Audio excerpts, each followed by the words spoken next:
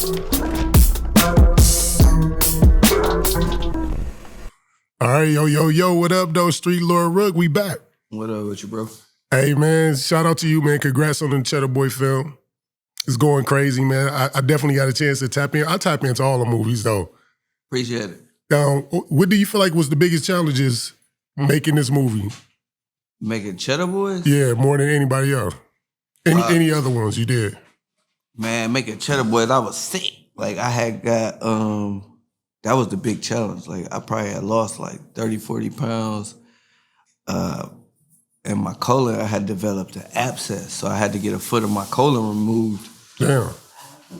So I was sick. That was like the process. And then another person who very important to the team, they were sick throughout that process too. Yeah. So that was like a real tough time probably in my life, making that most people don't even really know, you know. So Yeah. I was sick where I had lost a whole ton of, I'm already skinny shit. I had lost like 30 pounds. So yeah, that was, it was rough just going through that, just pushing through. For sure, man. Dang, man, you know what? Me and you, we talk often, bro, and I didn't even know that. Yeah, that was the rough part about Cheddar Boys. Like, most people don't know that. But, you know. I know we talked about this off camera, but for those who know, because like when I heard Cheddar Boys, you know, I was thinking of the actual like Cheddar Boys story. Like somebody was gonna be playing Streetlord Rook. We was gonna see somebody play Blade Icewood. Yeah. And we was gonna see the story of how the Street Lords was running the city. All right, well, see, at the time, I just couldn't do it that way. I'm gonna shoot the Streetlord series. So you'll see that, but I just feel like Cheddar Boy was just to make a story where we know we're generate enough money to shoot the Streetlords the series. Because Streetlords the series, you can't do it with a low budget because there wasn't no low budget lifestyle, you know? So yeah, you need a few $1 million to make the Streetlord series. But yeah.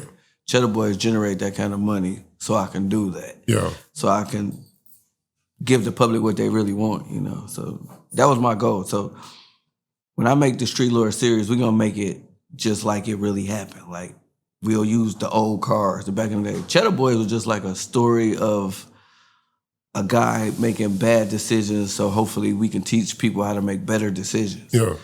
And we use the name Cheddar Boys, and people ask me, is that you? Is that your friend? And it's like, this is a fictional story. I think it did some positive on the city because it's no beef with me and the East Side Cheddar Boys. Like, Malik was at the premiere. Yeah. I rock with a lot of those guys, you know what I'm saying? I feel bad for Wipeout family. I feel bad for Blade family, you know.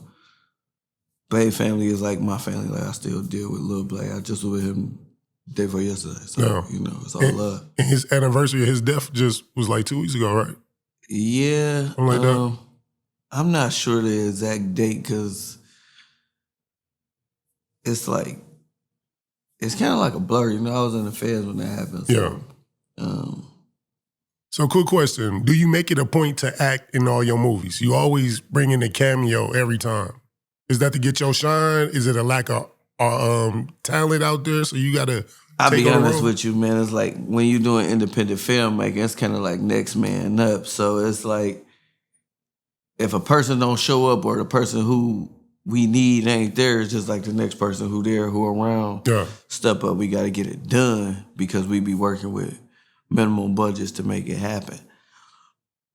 It's never my goal to get no shine. If that was the case, I'd try to be the star every movie. You damn near do be like if you ain't the star, you damn near the co-star. No, man, I wasn't like the co-star. I probably was about the 10th man on the Cheddar Boys call sheet, rather. You know, I was Clarence. You know, Clarence had a minor shady part. So, but I don't try to be the star.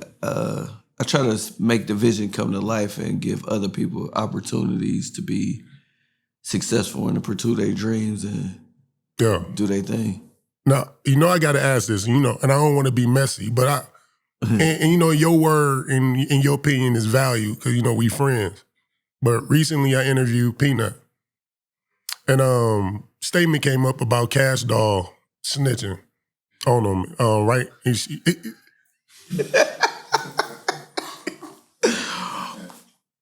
He said her ex-dude kind of manipulated her into making a statement against him. He lost almost up to $6 million. How did you feel about that when you heard it? Because you was in the room when it was said.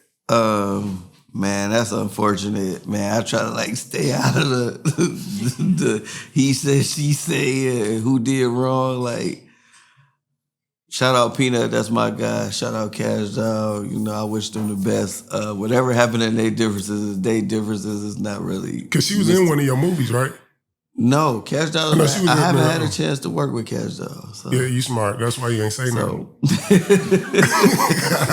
probably. That's all love, man. It's all love. But I bring it up not because necessarily Cash Doll, but can women actually be snitches, or is that a double standard? When a woman snitch, people don't. To me personally, anybody who was a part of the shit when it was going on, and then when the shit hit the fan, and you cooperate and you don't accept responsibility, that's snitching. To me.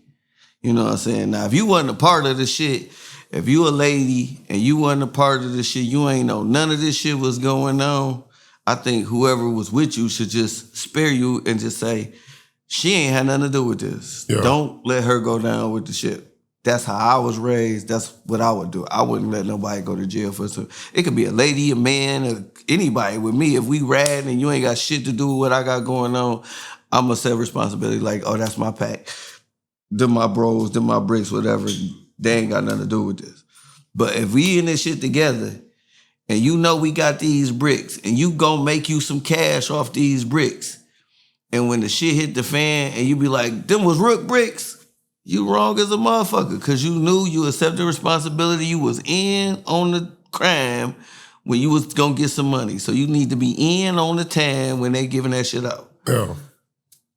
You know what I'm saying? That's just how I look at it. Do you ever see women like stand solid, stand tall in them situations? Man, big 50, she got a good reputation. You know, my mom had a good reputation. My mom went to trial with the feds, so she won. So it's women who stay solid. I mean, I think that's in an individual, you know what I'm saying? I don't think it's like, people know right from wrong, man. Yeah. Everybody know right from wrong, you know what I'm saying? You know what you're doing when you're doing it, so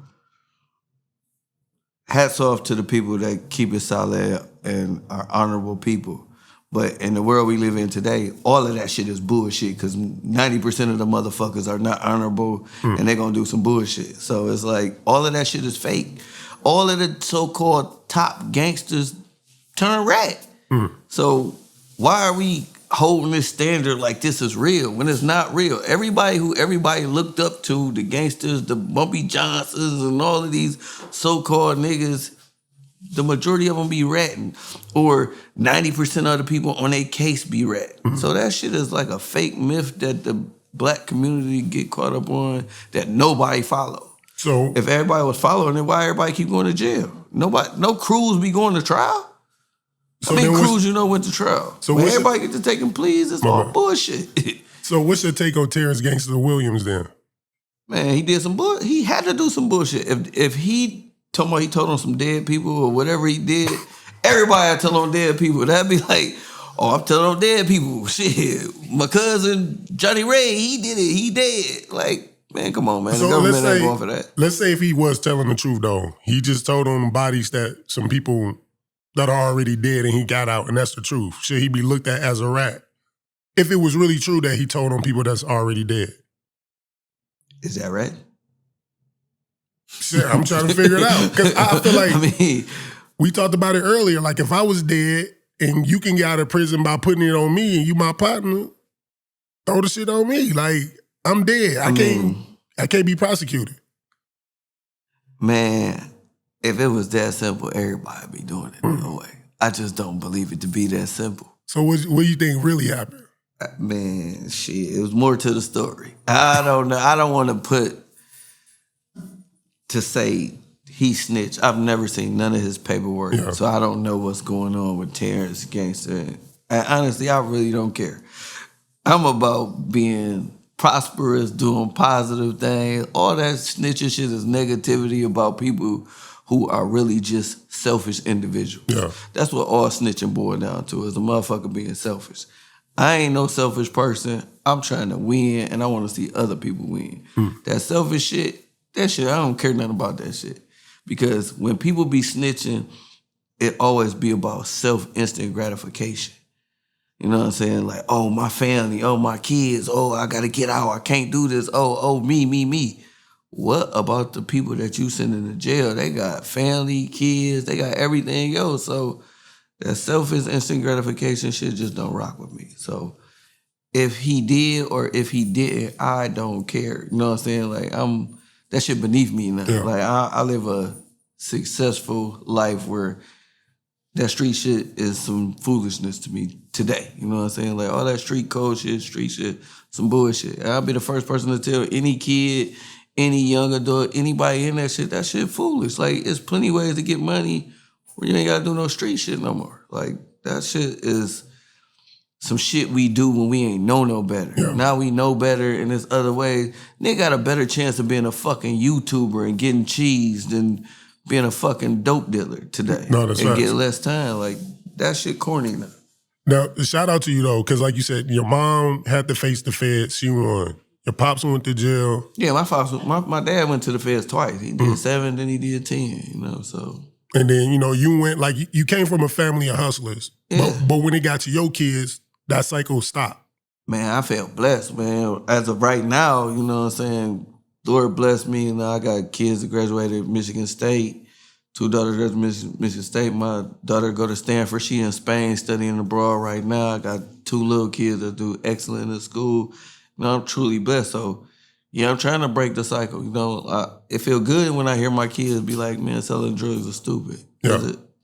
It is. Like, when I was growing up, selling drugs was kind of like glorified. I used to love to hear my mama tell me them stories and shit. Like, I knew I was gonna be a drug dealer probably long before I ever was a drug dealer.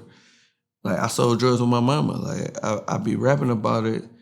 I sold crack with my mama at a very young age, but that ain't shit to be proud of. Yeah. Like, that's just some stupid shit. Like, but what I've learned through life is a lot of times each generation get better. Not a lot of times.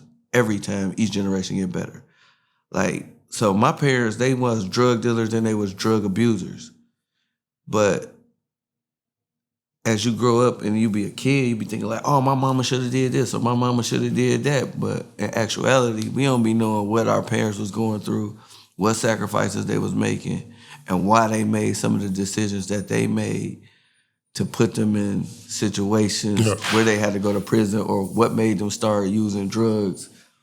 So we never know. And then, like, my kids probably be looking at me like, man, my daddy, he went to jail, or he don't do this, or he gave a girl some money, he should have gave me some money. But they don't know the sacrifices that I've made or what I've been through, you know what I'm saying? Because they only see the world through their perception, just like I only saw it through my perception when I was looking at my parents. And my parents were probably doing the best they could with what they had. And I'm sure they probably was a little better than their parents, you know, because each generation is steadily evolving when we in a world that's steadily evolving. So we don't never know why people made the decisions they made. They might have just been the best choices and options they had. How far back does hustling run in your family?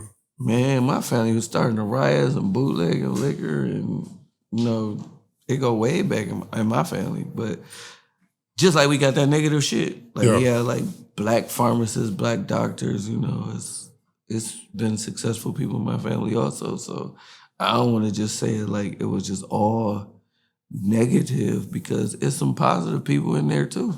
Now, when you went to prison, you was down for how long again? 4 years, too damn long. Yeah. Do your daughters, did they ever hold resentment to you because of that? I don't think so. They were so young.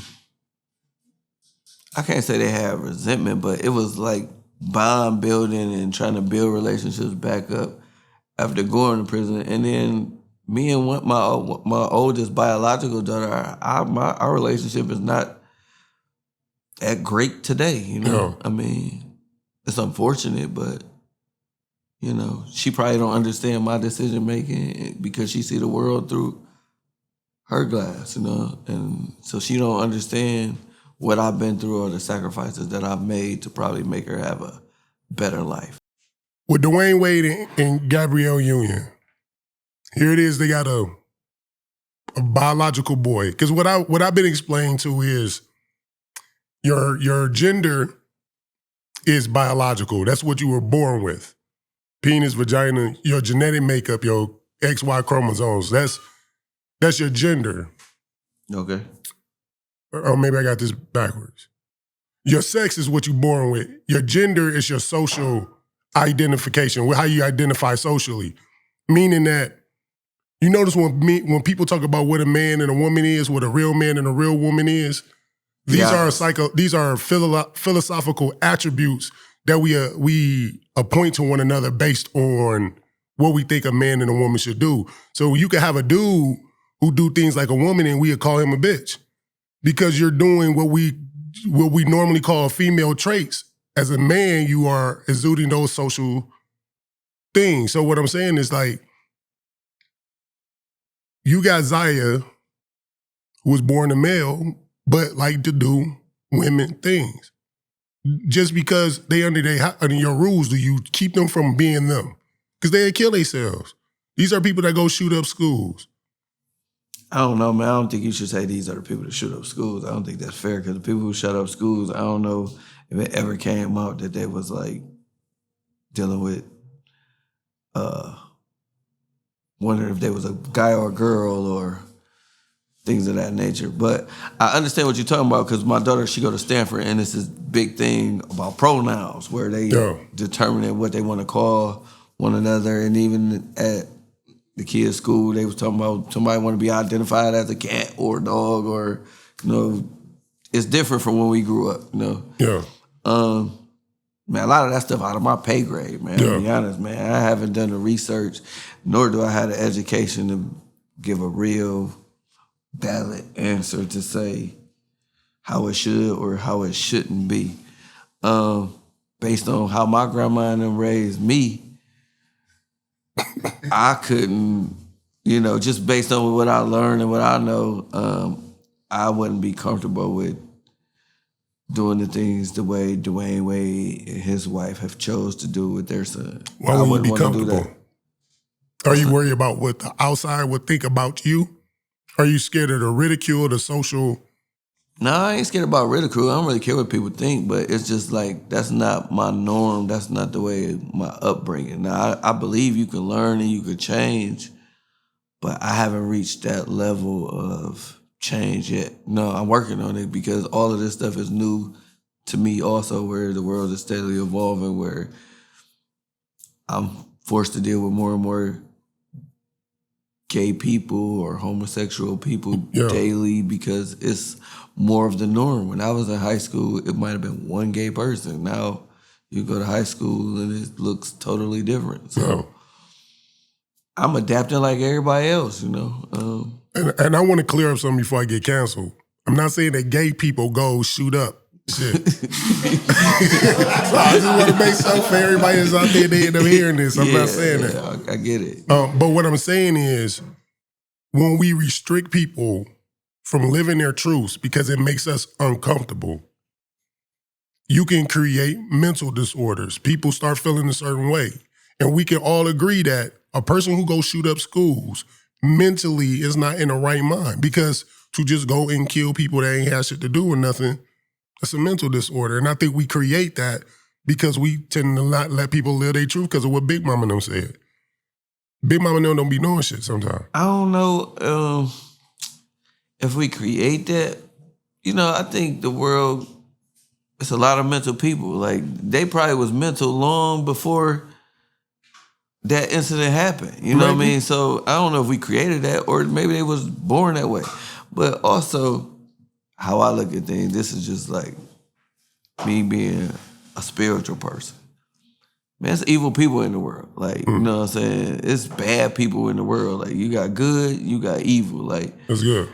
It's probably some evil baby mama somewhere withholding the kids from the daddy. You know what I'm saying? Or it's an evil daddy just, since the mama ain't dealing with him, like, man, fuck them kids. So it's just bad people in the world. So I don't want to just say, like, for somebody to go shoot up the school or go shoot some innocent people, it's definitely something wrong. Yeah. But when did that issue occur?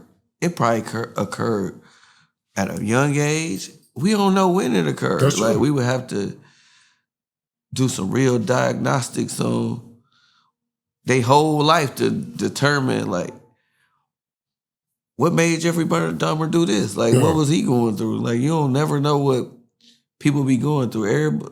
Everybody see the glass through their vision, but we don't know what people be really going through, what they encountering at home to make them make these decisions, or what type of pressure, because pressure busts pipes, and everybody threshold for pressure is a little different. Yeah. Like I remember it was a lady from Detroit. She killed her kids because one of them did some gay stuff, and she had them in the freezer. I remember that as well. So we don't know what made that lady snap like that. We don't know what made the kids do the dysfunctional stuff that they did. We don't know nothing that was going on in that household that made all these people make all these different decisions that we all point the finger and look at it and say it's tragedy, or we like, or they was going through something mental, or we don't know what led to that. Or they could have just been boring. So you believe evil, you do think evil exists? Because I don't think evil exists. Yeah, I think evil exists. I think it's bad people. I think people like restaurants. You got some good ones, you got some bad ones. Mm-hmm. You don't think evil exists? No. But everybody you know ain't no real motherfucker. But that's... Some of them just some corny, shady pieces of shit. So, but like you just said, that? But that's by your lens. To them, they don't view themselves as evil. Like, for example, we talked about this earlier in another interview. We call somebody who fly a plane into a building, we call them terrorists. But those terrorists weren't looking at themselves as terrorists. They were looking at themselves fighting a war for God. So whatever perspective you on, it's an evil. Let's even take something that's real, what we consider real bad, pedophilia, right? Yeah. The dude that's a pedophile don't look at himself as evil. He look at himself as justified. It's the victims who look at something as evil, but it's the ones that's perpetrating never see it as evil. The pedophile look at himself as justifiable, because sometimes they be sick and they have those, like, they don't be having it all. You know, like, you got to look a little deeper, like, why they making these decisions? Like, so if somebody has a mental illness, do they have the capacity to be evil? Because if you're saying they got a mental illness, then that means they don't know what they're doing, or they have the capacity to understand what they're doing. So, because evil tend to have to be something that you do with intent. You know it's malicious, you know what you're doing to be vile, and you still do it. But if somebody got a mental illness and can't recognize what they're doing is wrong, how is that evil? It's just a sickness. How do we know they didn't? How do we know their intent at the time when they were doing it? That's where you determine if it's evil or it's sick, because they might got a mental illness, but they knew they wanted to touch that boy, and they knew that was wrong long before they touched him. So you can't say that was a mental illness. They knew what they was doing was wrong when they did it. So is that evil? Yeah, that's evil. Do they got a mental illness? Probably yes. But people know what they doing when they doing it. Like, when people say, I wasn't thinking, you telling a goddamn lie. You always thinking. Like, I wasn't thinking. You was doing what you wanted to do. But you might ain't think, you thought about it, but you like, no, I want to do this shit, so I'm going to do it. But you knew what you was doing, and you knew it was wrong. Everybody know right from wrong. I think right from wrong gets subjective. If you a killer and you hang with a bunch of killers, killing is not wrong. In your circle, it's cool. I don't know about that, because I've been around a bunch of killers, and they be having tough time sleeping when they done killed innocent people by accident. I mean, I feel it. So, but I'm saying, I don't know if they think it's wrong. They may have got it in morals. They probably got it with their own morals within their subculture. But if you're a killer and you hang with killers, killing is cool for them. That's what they do. Well, if you go kill for the government, are you a killer? Yes. Yes. If you go to the army and you go kill up some innocent people in Bosnia, You're a killer. Are you a killer? Yes, it's the same thing. Yeah. So same as that thing. So they probably had those same traumas and those same Absolutely. PTSDs from someone in the inner city who does killings. I mean, but what I'm saying is killing is killing. But most people will say, "Oh, you're fighting for the country." If the government's I don't in you believe in, that shit. America's some bullshit. Like, gotcha. I'll be the first person to tell you, like, the government, that shit is all hogwash. It's fake. They lie, cheat, steal, and the justice system ain't got nothing to do with no justice. It's all about money. If you break it down, a person is worth more locked up than he is free. That's like, true. They'll give the prison system $40,000 a year to house you, but the average job for a free person is not $40,000 a year in the inner city. Nobody wants to talk about that. And it's like, they say it's the justice system. How could it be the justice system when it's ran by human beings? Human beings lie. The government gonna lie. The people in trouble gonna lie. So how do you find justice in something that's so... ChatGPT. AI is on its way. Yeah, but I think that's gonna be able to be manipulated too, you know. You just been scoring. You ain't gonna trust nothing. Like, you can't. Like, it's all did by human beings, and human beings lie, cheat, and steal. So we're gonna play a game. Okay. Who is most powerful? The whites, the Jews, the gays? Who is the most powerful group of people? In what? What are you talking about? Media, the world, influence. The whites, the gays, the Jews. The ones that stick together. So, what about those the blacks? Those are the most powerful people. What about the blacks? We don't stick together on anything. We sticking together right now. You and I supporting each other. You come on my platform. You gonna let me star in like 80 of your movies. We already. So we're creating a movement that's so far down the totem pole compared to the others that's been sticking together for hundreds of years. Like, we got a lot of work to do. Yeah, for sure. We definitely got a lot of work to do. Like, I think this is how we start, you know? We have to cultivate from within and build ourselves up and pull ourselves up by our bootstraps, you know? So we have to help one another to build and grow our community.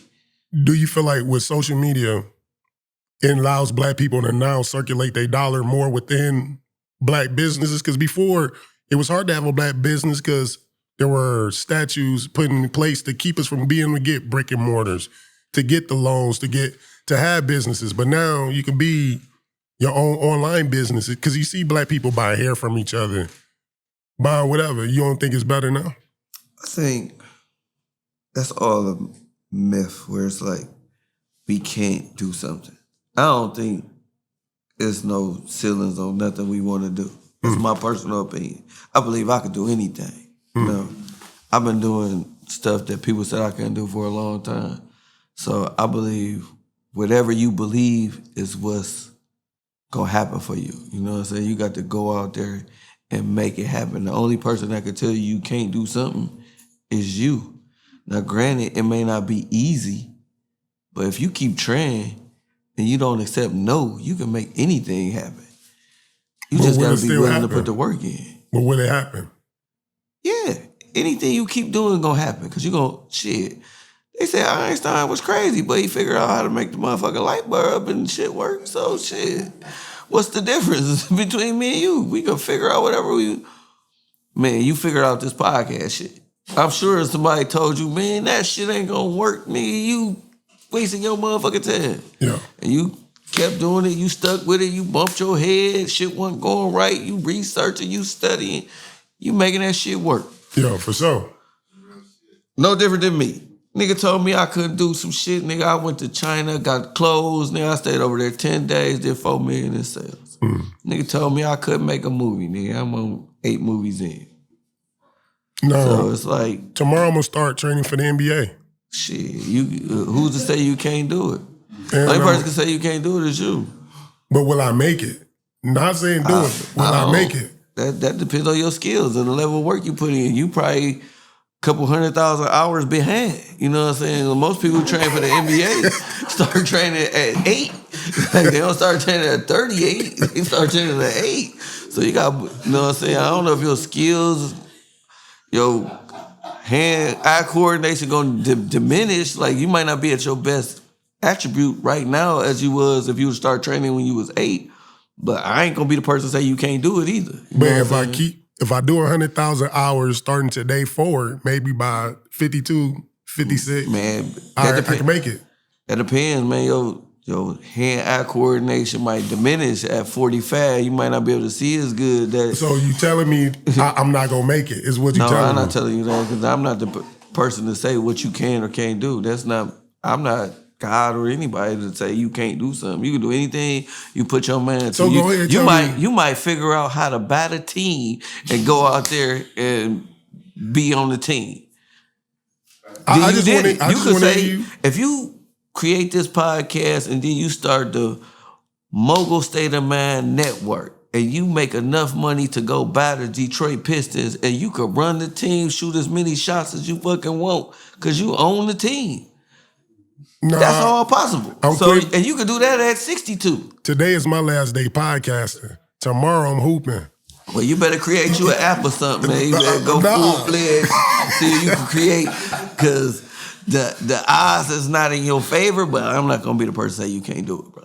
But the odds is not in my favor, so you said pretty much, bro, you can't do it. No, I ain't saying that. The odds ain't been in our favor as black people for a long time, and we overcome a lot of shit with the odds not in our favor, so that don't mean nothing. Gotcha. If you had to look at what we did over the last 100 years, and we started 300, 400 years behind, shit, we moving in the right direction. So to say what you can't do, like, that would be foolish. I can't say that. That's not. Should people not talk about politics? Man, politics ain't really my thing. Like, I feel like this. Like, I've been around for like 11 presidential elections. And I ain't seen now one of them motherfuckers change nobody in my family life, period. Not Carter, not Kennedy, not Clinton. Obama. Clinton one of the worst motherfuckers, man. He locked up more people than anybody, man. People don't be looking at the facts. Like Biden, they was all part of the crack law that sent a lot of African Americans to jail for a long time, man. People don't be looking at that, and they want to say Clinton was the black president, the first black. Bullshit, man. He locked up more black people than any other presidents in president history. So Donald Trump for 2024. Man, Donald Trump did give us more cheese. He freed more people than anybody, man. People don't want to look at that, man. They want to look and say he was racist. But, man, listen, I can't think of too many of them that wasn't racist. You know what I'm saying? Like, let's not... Man, listen, I'm just being 100, man. Yeah. How many, you think, in the grand scheme of things, the white people in power don't want to see more white people in power? Like, I think that would be foolish not to look at it. Now, I'll give you this. All of that shit need to be torn down and start over. From senators, Congress, all that shit need to be torn down and start over.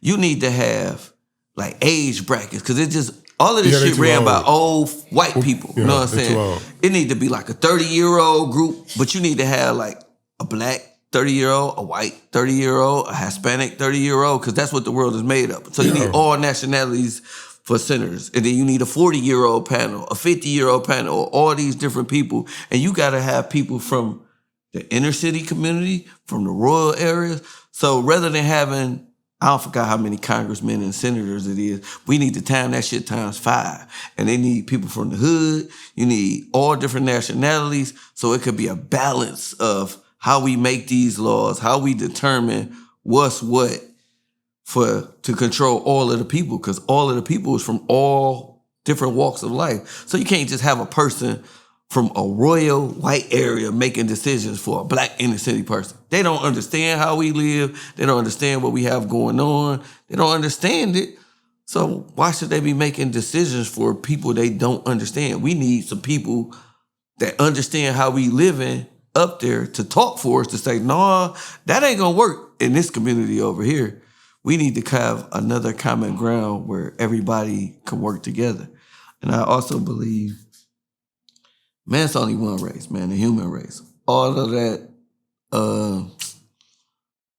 I'm black, I'm white, I'm Chinese, that just makes shit territorial. Yeah. We all human beings. Like, when we start taking labels off of stuff, I think we'll get further and we'll know more about each other, where we can grow and build and learn to live together and cope with one another. Like, I'll tell you who I think who would be my favorite candidate for president.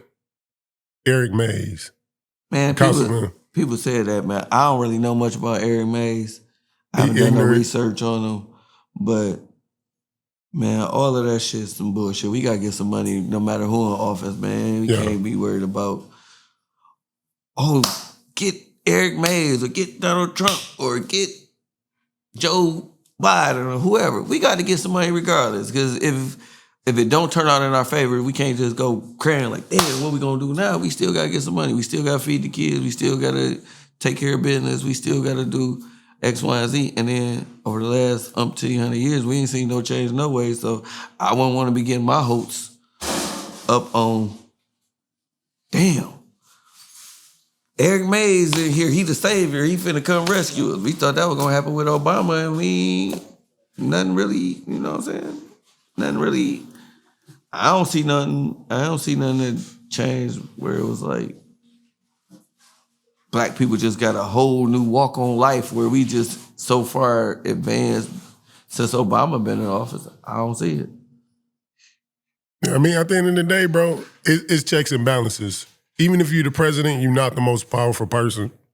People gonna fight against you. Even if you go in with all the mindset, with all the changes you want, people just not gonna see the shit the same way that we do. Yeah, that's what I'm saying. That's why I think you need more. It need to be a balance sheet of more people involved, where it's more nationalities involved to help make the decisions, rather than however many senators, however many congressmen we need, that times 5, and any age brackets. Because a person, like, this ain't no knock on old people, you know what I'm saying? I hope to grow old. But, which mean it is a knock. Go ahead, though. No, I don't mean that, because it's like, we got 60 and 70-year-olds running the country, man. They kind of be out of touch. They don't really be knowing half of them motherfuckers can't work no iPhone. Like, the world been evolving, man. People they ain't in this technical world where it's steadily evolving. Man, a 75-year-old person ain't the most tech-savvy person, man. That would be being ignorant, thinking that they know all about this. But this is how the world is changing. Look, Trump was able to win the election based off some technology shit. Yeah. Where most people didn't even have the wherewithal to even think that you could even rig or manipulate the election and stuff like that. Or how prevalent Facebook and all these different tools is in the world. Yeah, for sure.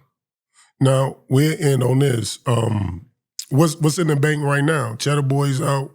What's on the horizon? Man, I got Off the Porch coming out. That's gonna be a good one. My next few movies, I think people gonna be proud of me, man. I ain't saying it because they my movies, but Off the Porch and 5 Minutes, them should be the next movies out. There's some good movies. Like, I think as a filmmaker, we constantly evolving. I'm getting better. My team getting better. And we putting out quality product. I think people gonna like it and buy into it. I've gotten several offers on different deals. I've turned down because it just wasn't what I was looking for, what I'm trying to build. Yeah. But I got a premiere coming up for Outside June 10th, starring Skilla Baby, Easy the Block Captain, Samaj the influencer. So we doing that at the Imagine in Royal Oak. So that's gonna be a big event I got coming up. I'm finna put the Cheddar Boy soundtrack out. It got Payroll on it, got me, it got a couple other artists. I got a record with Babyface Ray. I mean, that's hard though. Like, you the lead actor in all your movies, and you on your own soundtracks. Oh man, you know that's humble. That's what it's all about, man. We're trying to just keep the money growing, keep it where it be generational wealth. Yeah. So I create something where my kids could eat, because film lasts 30, 40 years. You know, somebody still getting paid off Good Times. Somebody still get paid when Scarface get played. Somebody getting paid off the Jefferson. So that's what I'm trying to create, you know. Something where my family can. So now I need you to keep it real because I don't feel like you kept it all the way real throughout the interview. What part I keep it real, man? I take pride in keeping it real, man. No, this one I'm going to give you a chance because I sent you, I took high quality headshot pictures to be in movies and I've yet to get called for audition, a script read, anything like that. All right, look, I'm shooting a movie. How long you going to be here for? Shit, man, if I'm going to be in the movie, but don't be sitting here lying. Man. Listen, I don't lie, man. Let's get this straight. I don't be lying. So listen, I'm going to get you in the movie. Yeah. I'm shooting a movie called Best Friends in July. Oh, yeah, I'm going to be a big boom. big boom crowd. Man, it is not going to be Best Friends because, man, let me tell you this. And this is no knock on the old gangsters, hustlers, whatever. When people want to shoot these movies on these old filmmakers or crews, the people whose life story it is, they probably place more value on it than it's really worth because it's their story. Yeah. And it's no knock on them. But all it should be public information. And then it's no disrespect to them because I was in jail with the guy from Blow. They didn't get paid no money off that. Pre-Ray Ricky Ross will tell you he didn't get no money off Snowfall. People take these stories and you can make whatever you want out of these stories because it's public information. But if I go to somebody and say like, man, let me shoot this story, they're gonna tell me, oh man, give me $100,000. And at this level right now, I don't have the budget to give someone $100,000 to go shoot their story the way they deem it. But they'll let Paramount or Universal come shoot their story and just take it and they don't get nothing. No different than New Jack City was about the Chamber Brothers. Yeah. I don't know what BMF got from 50 Cent, but I'm sure it wouldn't have been as much if they would have been able to do it themselves long term. But, you know, that's just kind of how it goes. So I don't know if I'm going to ever shoot a life story of someone else's story because they place too much more value on it than I'm able to give or that most production houses will give, you know what I mean? So it's unfortunate. I think it'd be like an opportunity for those people to get their name back out there and to get in the public where they can go do interviews, they can sell books, and they can start promotion and live off something today than yesteryear. No different than me doing my own projects on me and my friends. I just think that's the nature of the beast, and people don't understand the business side of filmmaking. So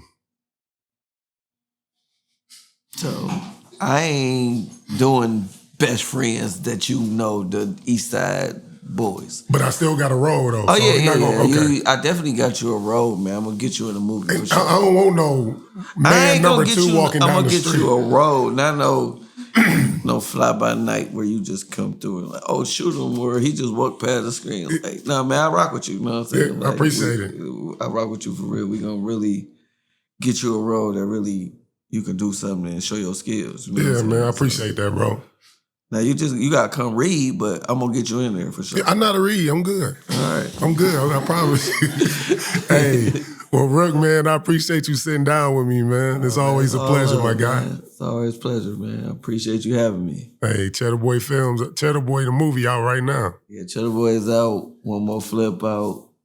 5 minutes on the way. Off the porch on the way. Outside on the way. A good ass day on the way. Best Friends on the way. Encore on the way. I got a truck driver movie that's on the way too. So yeah, we working. There you go. Staying busy.